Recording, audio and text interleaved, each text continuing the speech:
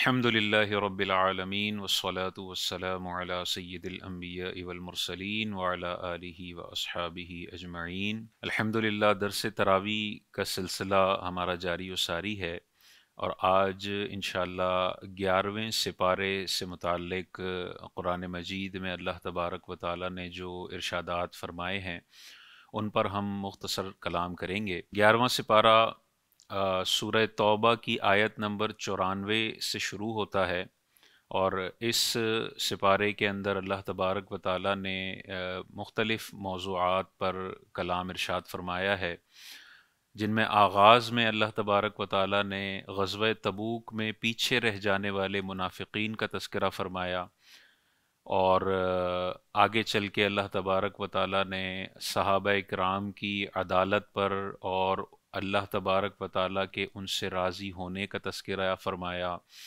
اسی طرح اللہ تبارک و تعالیٰ نے اس سپارے کے اندر مسجد زرار کا بھی ذکر فرمایا، جو منافقین نے تیار کی تھی اور جسے پھر آقا دو جہاں صلی اللہ علیہ وسلم نے منہدم کرنے کا حکم ارشاد فرمایا تھا۔ اور اسی سپارے کے اندر مشہور و معروف آیت بھی موجود ہے جس میں اللہ تبارک و تعالیٰ نے اولیاء کرام کی شان اور فضیلت کا ذکر فرمایا کہ اللہ تبارک و تعالیٰ کے جو اولیاء ہیں انہیں نہ کوئی خوف ہوگا اور نہ غمگین ہوں گے۔ تو ہم آغاز کرتے ہیں آج کے اس درس تراویح کا۔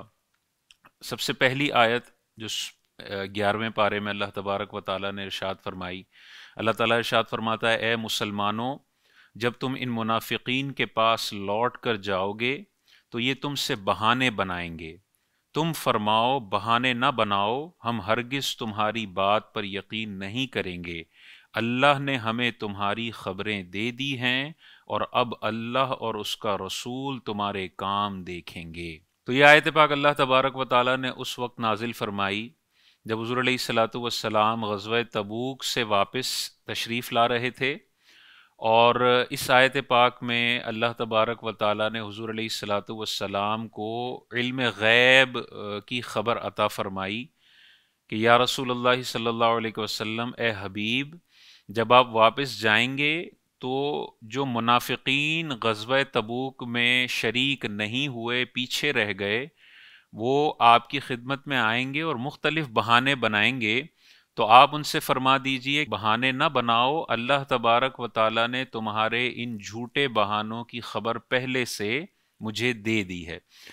تو یہ تاجدار کائنات کو اللہ تبارک و تعالیٰ نے منافقین کے حوالے سے پہلے ہی مطلع فرما دیا کہ مستقبل میں وہ کیا بہانے کرنے والے ہیں۔ اس سے پتہ چلتا ہے کہ تاجدار کائنات کو اللہ تبارک و تعالیٰ نے مستقبل کی خبریں اور مستقبل کے علوم پر مطلع فرمایا ہے، اور یہی علم غیب عطائی کا ہمارا عقیدہ ہے کہ اللہ تبارک و تعالیٰ ذاتی طور پر علم غیب جاننے والا ہے، اور اس نے علم غیب کے ان عظیم خزانوں میں سے بے شمار علوم اپنے حبیب مکرم صلی اللہ علیہ وسلم کو بھی عطا فرمائے ہیں۔ آگے اللہ تبارک و تعالیٰ ارشاد فرماتا ہے، پھر تمہیں اس کی طرف لوٹایا جائے گا۔ یہ انہی منافقین کے بارے میں آیت ہے کہ پھر تمہیں اس کی طرف لوٹایا جائے گا جو غیب اور ظاہر کو جاننے والا ہے، تو وہ تمہیں تمہارے اعمال بتا دے گا۔ تو اس میں اللہ تبارک و تعالیٰ نے اپنے لیے ایک صفت کا ذکر فرمایا ہے، عالم الغیب والشہادہ، کہ اللہ تبارک و تعالیٰ عالم الغیب ہے اور عالم الشہادہ ہے، غیب کو بھی جاننے والا ہے اور جو سامنے ظاہر میں چیزیں ہیں اللہ تبارک و تعالیٰ ان کو بھی جاننے والا ہے۔ اب یہاں پر ایک بنیادی عقیدہ آپ کی خدمت میں ذکر کرنا ہے کہ ذاتی علم غیب اللہ تبارک و تعالیٰ کے پاس ہے، اور اللہ تبارک و تعالیٰ کی عطا سے انبیاء کرام بھی علم غیب کی خبریں جانتے ہیں۔ یہ ہم مسلمانوں کا بنیادی عقیدہ ہے، اور اللہ تبارک و تعالیٰ نے اپنے حبیب مکرم صلی اللہ علیہ وسلم کو بے شمار علوم غیبیہ پر اطلاع عطا فرمائی ہے۔ لیکن جو عالم الغیب کا جو لفظ ہے جو ہم اللہ تبارک و تعالیٰ کے لیے استعمال کرتے ہیں، عالم الغیب، یاد رکھیے یہ والی جو صفت ہے یا یہ والا جو اللہ تبارک و تعالیٰ کا لقب ہے یا اس کا نام ہے، صفاتی نام ہے، یہ صرف اور صرف اللہ تبارک و تعالیٰ کے ساتھ خاص ہے۔ اللہ کے علاوہ کسی اور کے لیے عالم الغیب کی صفت ہم نہیں ذکر کر سکتے، یعنی اللہ کے علاوہ کسی نبی کے لیے، کسی ولی کے لیے، کسی صحابی کے لیے، غیر اللہ میں کسی بھی مخلوق کے لیے عالم الغیب کا لفظ استعمال نہیں کیا جا سکتا۔ اعلیٰ حضرت امام اہل سنت نے بھی فتاوی رضویہ میں یہی ارشاد فرمایا کہ اگرچہ ہمارے نبی کریم علیہ الصلاۃ والسلام کے پاس کثیر علوم غیبیہ ہیں اللہ کی عطا سے، لیکن نبی کریم علیہ الصلاۃ والسلام کو عالم الغیب نہیں کہا جا سکتا۔ عالم الغیب کی صفت صرف اللہ تبارک و تعالیٰ کے ساتھ خاص ہے، یہ لقب اللہ تبارک و تعالیٰ کے ساتھ خاص ہے، یہ صفاتی نام صرف اللہ تعالیٰ کے ساتھ ذکر کیا جا سکتا ہے۔ اعلیٰ حضرت امام اہل سنت نے مزید مثالیں بھی ذکر فرمائیں، جیسے عز و جل ہے۔ عز و جل کا مطلب عزت والا اور جلالت والا۔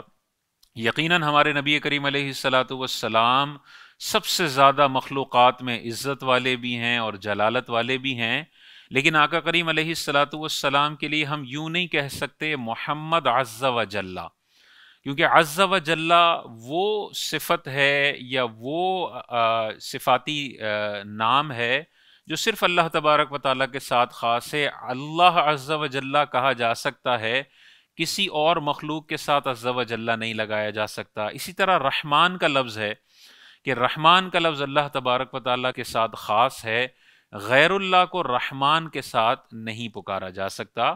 تو بعض اوقات لوگ حضور علیہ الصلاۃ والسلام کے لیے عالم الغیب کا لفظ استعمال کرتے ہیں، یہ جائز نہیں ہے۔ عقیدہ وہی ہے جو میں نے پہلے ذکر کیا، ذاتی علم غیب اللہ تبارک و تعالیٰ کے پاس ہے، اسے کسی نے عطا نہیں کیا، اس کا ذاتی ہے، اور عطائی علم غیب انبیاء کے لیے بھی ثابت ہے، انبیاء کے ساتھ بھی ہے، اور عالم الغیب ہونا صرف اللہ تبارک و تعالیٰ کے ساتھ خاص ہے۔ عالم الغیب کا لفظ ہم انبیاء کے لیے استعمال نہیں کر سکتے۔ اسی طرح آگے اللہ تبارک و تعالیٰ نے صحابہ کے حوالے سے آیت پاک نازل فرمائی، مشہور و معروف آیت ہے، آپ بے شمار بیانات میں یہ سن چکے ہوں گے۔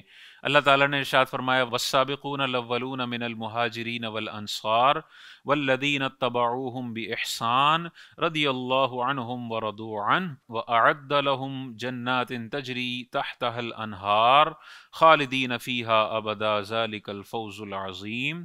اللہ تبارک و تعالیٰ نے ارشاد فرمایا اور سابقون الاولون، مہاجرین صحابہ میں سے اور انصار صحابہ میں سے، اور وہ لوگ جنہوں نے بھلائی کے ساتھ ان صحابہ کی پیروی کی ہے، رضی اللہ عنہم ورضوا عنہ، اللہ تبارک و تعالیٰ ان صحابہ سے راضی ہو گیا اور وہ تمام اللہ تبارک و تعالیٰ سے راضی ہو گئے۔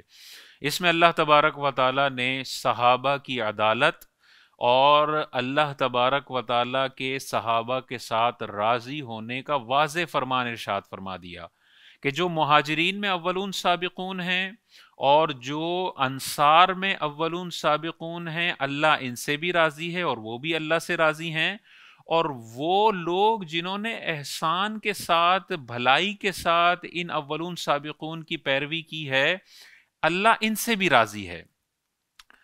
تو اس میں واضح طور پر آ گیا کہ تمام صحابہ کرام، چاہے وہ اولون سابقون میں سے ہوں یا اولون سابقون میں سے نہ ہوں، اللہ تبارک و تعالیٰ ان سے راضی ہے اور وہ تمام اللہ تبارک و تعالیٰ سے راضی ہیں۔ اس آیت پاک کو سمجھنے کے بعد، نازل ہونے کے بعد، یہ روز روشن کی طرح واضح ہو گیا کہ صحابہ کے ساتھ اللہ تبارک و تعالیٰ کا رضا کا ارادہ ہے، راضی ہونے کا ارادہ ہے۔ اب ہمیں یہ اجازت نہیں ہے کہ ہم کسی بھی صحابی کے حوالے سے اپنی زبان اعتراض دراز کریں۔ اگر کوئی کرتا ہے مختلف جھوٹی روایتوں کی بنیاد پر، تو وہ قرآن کی اس واضح فرمان کے مقابلے میں اپنی ایک سوچ پیش کر رہا ہے، اور قرآن کے مقابلے میں کوئی بھی سوچ ہو، کوئی بھی جھوٹی روایت ہو، اسے رد کر دینا لازم ہے، کیونکہ قرآن کے مقابلے میں کسی کی بات بھی قابل قبول نہیں ہے۔ اس آیت پاک میں اللہ تبارک و تعالیٰ نے اولون سابقون کا ذکر فرمایا مہاجرین اور انصار میں۔ اولون سابقون مہاجرین میں کون ہیں اور انصار میں کون ہیں، یہ ہم سب کو سمجھنا ضروری ہے تاکہ واضح ہو کہ کن صحابہ کا اللہ تعالیٰ نے پہلے ذکر فرمایا اور کن کا بعد میں ذکر فرمایا، تاکہ معلوم ہو کہ اولون سابقون کی کیا فضیلت اللہ تعالیٰ نے ارشاد فرمائی ہے۔ اولون سابقون کے بارے میں مختلف اقوال ہیں۔ پہلے تو مہاجرین اور انصار۔ مہاجرین وہ صحابہ جنہوں نے حضور علیہ الصلوۃ والسلام کے ساتھ ہجرت فرمائی مدینہ کی طرف، یہ مہاجرین کہلاتے ہیں، اور دوسرے انصار صحابہ جنہوں نے مدینے میں رہ کر ان مہاجرین صحابہ کو ویلکم کیا، یہ انصار مدینے کے صحابہ کہلاتے ہیں۔ اللہ تعالیٰ نے ارشاد فرمایا مہاجرین میں سے جو سبقت لے جانے والے ہیں ان سے بھی اللہ راضی ہے، اور انصار میں جو سبقت لے جانے والے ہیں اللہ ان سے بھی راضی ہے۔ مہاجرین میں اولون سابقون کون ہیں؟ مختلف اقوال ہیں مفسرین کے۔ بعض مفسرین ارشاد فرماتے ہیں کہ وہ صحابہ مہاجرین میں سے جنہوں نے دونوں قبلوں کی طرف رخ کر کے نماز پڑھی ہے، وہ مہاجرین اولون سابقون میں شامل ہیں۔ ایک قول یہ ہے کہ جو بدر کی جنگ میں مہاجرین صحابہ شریک تھے وہ اولون سابقون صحابہ میں ان کا شمار ہوتا ہے۔ اسی طرح ایک قول یہ بھی ہے کہ جو بیعت رضوان میں شامل تھے صحابہ، وہ صحابہ اولون سابقون میں شامل ہیں۔ بیعت رضوان حدیبیہ کے موقع پر حضور علیہ الصلوۃ والسلام نے صحابہ سے بیعت فرمائی تھی۔ یہ بیعت رضوان میں جتنے مہاجرین صحابہ ہیں وہ اولون سابقون میں شامل ہیں۔ یہ تین اقوال ہیں اولون سابقون کے۔ اور انصار میں اولون سابقون کون ہیں؟ مدینہ کے صحابہ، اور مدینہ کے صحابہ میں اولون سابقون وہ جو ایمان لانے میں یا حضور علیہ الصلوۃ والسلام کی دعوت قبول کرنے میں سب سے پہل کرنے والے ہیں، سبقت لے جانے والے ہیں۔ وہ تین طبقات ہمیں نظر آتے ہیں۔ بیعت عقبہ اولا کرنے والے، یہ سب سے پہلے مدینہ کے صحابہ ہیں جنہوں نے ہجرت سے بھی پہلے حضور علیہ الصلوۃ والسلام کے ہاتھ پر بیعت کی تھی۔ یہ 6 صحابہ ہیں جو مدینہ پاک سے مکۃ المکرمہ حج کی اس سلسلے میں آئے ہجرت سے بھی پہلے، اور یہ 6 صحابہ حضور علیہ الصلوۃ والسلام کے ہاتھ پر بیعت کرنے کا شرف حاصل کرتے ہیں۔ یہ انصار صحابہ میں اولون سابقون کی سب سے پہلی کیٹیگری ہے۔ دوسرا بیعت عقبہ ثانیہ والے ہیں، یہ اگلے سال ہجرت سے پہلے بیعت عقبہ اولا کے بعد والے سال حضور علیہ الصلوۃ والسلام کے ہاتھ پر بیعت کرتے ہیں، یہ 12 صحابہ ہیں۔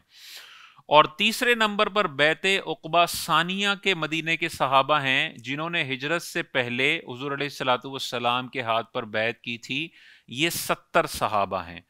تو اولون سابقون انصار صحابہ میں یہ 6 + 12 + 70 صحابہ ہیں۔ ان کا مقام و مرتبہ سب سے زیادہ بلند ہے صحابہ کے اندر۔ مہاجرین میں اولون سابقون ہیں، اور جو انصار میں اولون سابقون ہیں ان سے پہلے ان کے لیے سب سے پہلے اللہ تبارک و تعالی نے راضی ہونے کا اعلان فرمایا، اور ان کی شان باقی صحابہ پر سب سے زیادہ بلند اور فضیلت رکھنے والی ہے۔ اسی طرح سابقون اور اولون کا جو ٹائٹل ہے وہ سب سے زیادہ اتم طریقے سے جن صحابہ پر صادق آتا ہے وہ ہیں جو سب سے پہلے ایمان قبول کرنے والے ہیں، اور یہ 4 مقدس ہستیاں ہیں۔ مردوں میں سب سے پہلے ایمان لانے والے حضرت ابوبکر صدیق رضی اللہ تعالیٰ عنہ، یہ اولون سابقون میں سب سے پہلے شامل ہونے والے ہیں۔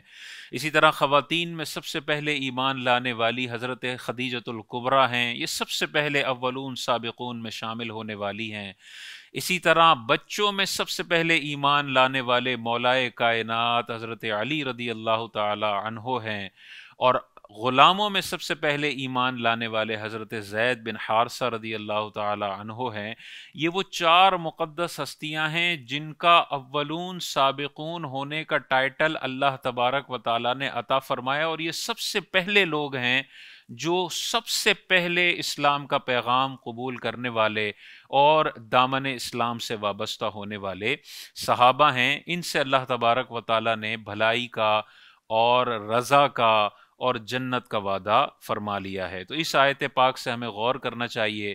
آج کل یہ فتنہ عام کیا جا رہا ہے کہ بعض صحابہ کے حوالے سے نفرت دلوں میں ڈالی جا رہی ہے۔ ایسے لوگوں کو غور کرنا چاہیے، اور ایسے لوگوں کو فالو کرنے والوں کو غور کرنا چاہیے۔ حضور علیہ الصلوۃ والسلام نے آج سے کم و بیش 1400 سال پہلے ہم سب کو قیامت تک کے مسلمانوں کو اس حدیث پاک کے ذریعے آگاہ کر دیا۔ حضور علیہ السلام نے ارشاد فرمایا میرے صحابہ کے بارے میں اللہ عز و جل سے ڈرتے رہو، اور حضور علیہ السلام نے آگے ارشاد فرمایا کیونکہ جس نے ان سے محبت کی تو اس نے میری وجہ سے ان سے محبت کی، اور جس نے ان سے بغض رکھا اس نے معاذ اللہ میرے بغض کی وجہ سے ان سے بغض رکھا۔ یہ سارے صحابہ کو یہ حدیث شامل ہے۔ جو صحابہ سے محبت کرتا ہے حضور کی محبت کی وجہ سے محبت رکھتا ہے، اور جو صحابہ سے بغض رکھتا ہے وہ معاذ اللہ حضور کے بغض کی وجہ سے ان کے صحابہ کے ساتھ بغض رکھتا ہے۔ تو صحابہ کے حوالے سے نفرت کے جذبات، بغض کے جذبات اگر کسی کے دل میں ہیں تو وہ اس حدیث سے عبرت پکڑے، اور مرنے سے پہلے پہلے صحابہ کے حوالے سے جو بھی بغض اور نفرت ہے اسے نکال کر پھینک دے، اور ہر اس بندے کو سننے سے بھی نفرت محسوس کرے جو صحابہ کی نفرت آپ کے دل میں ڈالنے کی کوشش کرتا ہے۔ اسی طرح تاجدار کائنات نے ارشاد فرمایا لا تسبوا اصحابی، میرے صحابہ کو برا مت کہو، میرے صحابہ کو گالی مت دو، اس لیے کہ تم اگر احد پہاڑ برابر سونا صدقہ کرو اور میرا صحابی ایک مٹھی گندم یا آدھی مٹھی گندم صدقہ کرے تو تمہارا احد پہاڑ سونا میرے صحابی کی آدھی مٹھی گندم تک بھی نہیں پہنچ سکتا ہے۔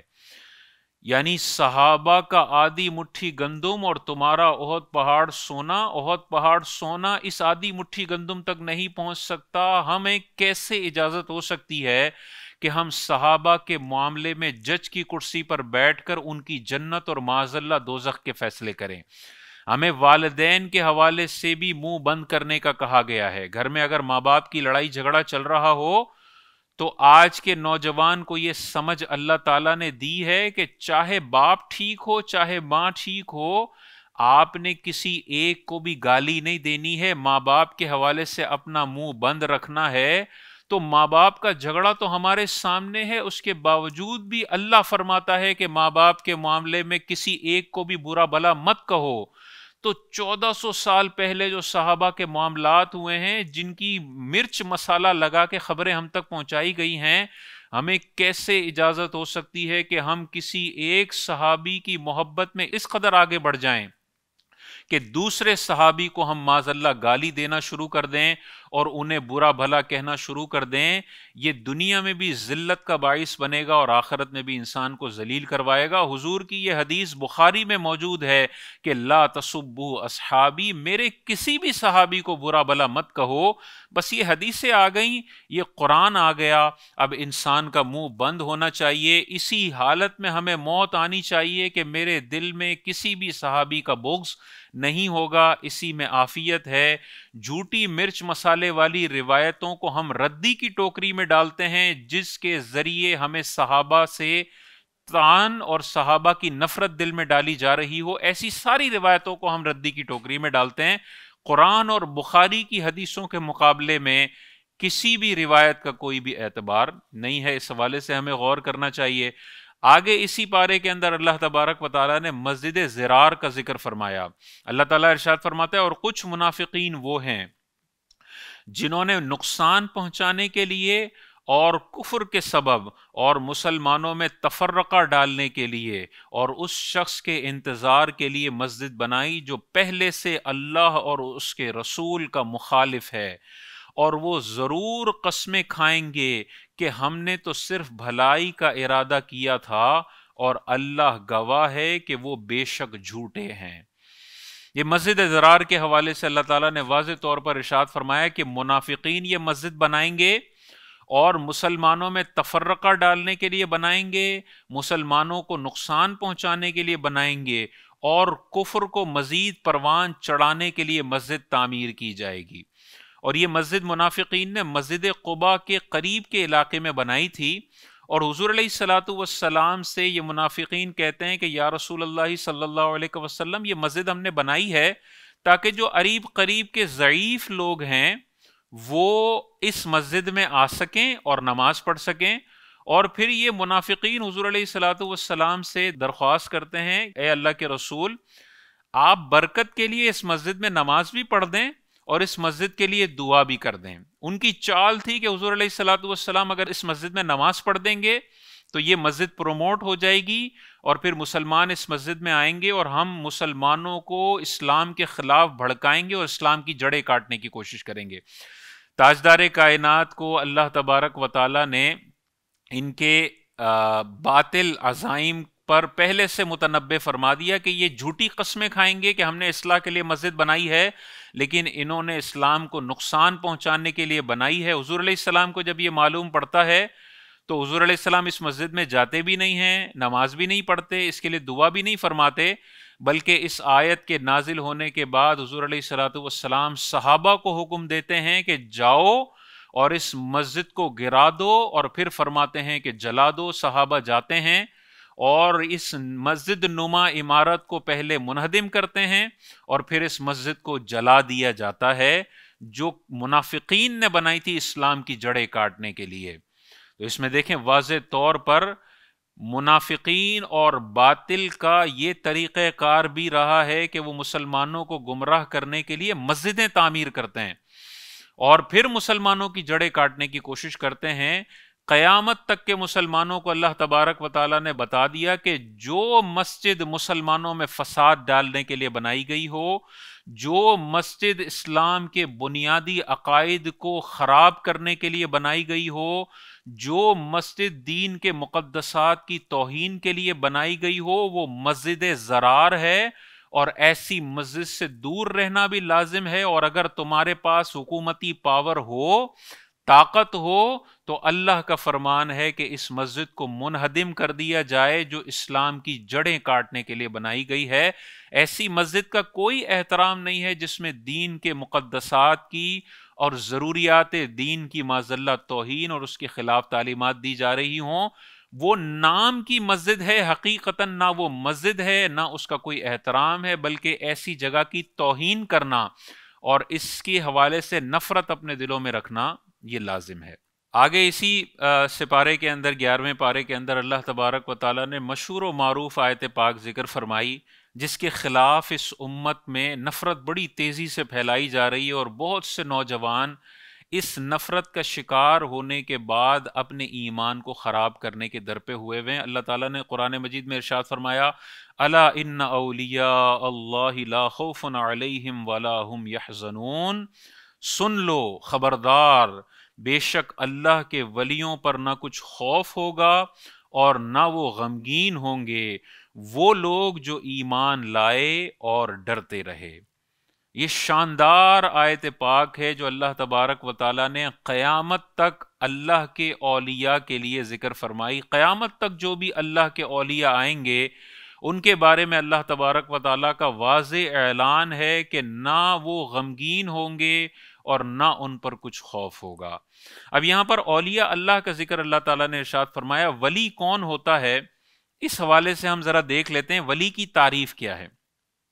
حضرت عبداللہ بن عباس رضی اللہ تعالیٰ عنہ ارشاد فرماتے ہیں کہ ولی کون ہے؟ حضرت عبداللہ بن عباس ارشاد فرماتے ہیں ولی وہ ہے جس کو دیکھ کر اللہ تمہیں یاد آ جائے، وہ مقدس ہستی، وہ شخصیت ولی کہلاتی ہے۔ حضرت عبداللہ بن عباس جلیل القدر صحابی ہیں، ان کا یہ قول ہے۔ اسی طرح ولی کون ہوتا ہے، اس کی ایک اور تعریف ہے، وہ قرآن مجید میں ہی ذکر ہے۔ اللہ تعالیٰ نے اسی آیت کے اگلے حصے میں ذکر فرمایا الذین آمنوا وکانوا یتقون۔ ولی کون ہوتا ہے؟ جو ایمان لانے والا ہے اور اللہ کا تقوی اختیار کرنے والا ہے، اللہ سے ڈرنے والا ہے۔ تو یہ اولیاء کی دو طریقے سے تعریف بیان کی گئی ہے۔ حضرت ابن عباس نے ارشاد فرمایا وہ شخصیت جس کو آپ دیکھیں اور آپ کو اللہ یاد آ جائے، آخرت یاد آ جائے، قبر یاد آ جائے، جنت اور دوزخ کا تصور یاد آ جائے، نیکی کی طرف آپ کا دل مائل ہونا شروع ہو جائے، گناہوں سے نفرت ہونے لگ جائے، وہ شخصیت اللہ کے ولی ہوتے ہیں۔ اور ایک اور تعریف بتائی گئی کہ جو ایمان لانے والے اور متقی اور پرہیزگار ہیں، نماز پڑھنے والے ہیں، گناہوں سے بچنے والے ہیں، یہ اللہ کے اولیاء ہیں۔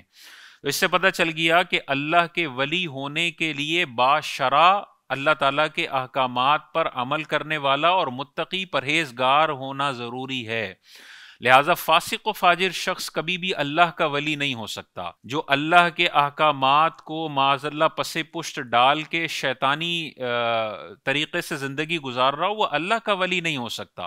تو بعض اوقات ہم فاسق و فاجر لوگوں کو بھی اللہ کا ولی سمجھ کے ان سے عقیدت کا اظہار کر رہے ہوتے ہیں۔ یہ عقیدت کے قابل لوگ نہیں ہیں۔ جو متقی ہے، جو پرہیزگار ہے، جو نمازیں پڑھنے والا ہے، جو اللہ کے احکامات پر عمل کرنے والا ہے، بے پردگی سے دور رہنے والا ہے، بدنگاہی سے دور رہنے والا ہے، عورتوں کے ساتھ اختلاط سے دور رہنے والا ہے، شریعت کی پاسداری کرنے والا ہے، یہ اللہ کا ولی ہے۔ اور اسی کے لیے قرآن مجید میں آیا کہ ان پر نہ کوئی خوف ہوگا اور نہ کوئی وہ غمگین ہوں گے۔ اس حوالے سے غور کرنا چاہیے۔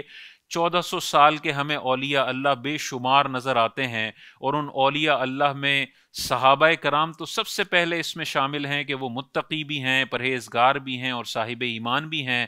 اور اس کے بعد بھی ہمیں بڑے بڑے اولیاء کرام نظر آتے ہیں، جن میں شیخ عبد القادر جیلانی رضی اللہ تعالی عنہ ہیں، خواجہ معین الدین چشتی اجمیری رحمۃ اللہ تعالی علیہ ہیں، حضور داتا صاحب ہیں، اعلیٰ حضرت امام اہل سنت امام محمد رضا خان رضی اللہ تعالی عنہ ہیں، اور بے شمار نام ہیں۔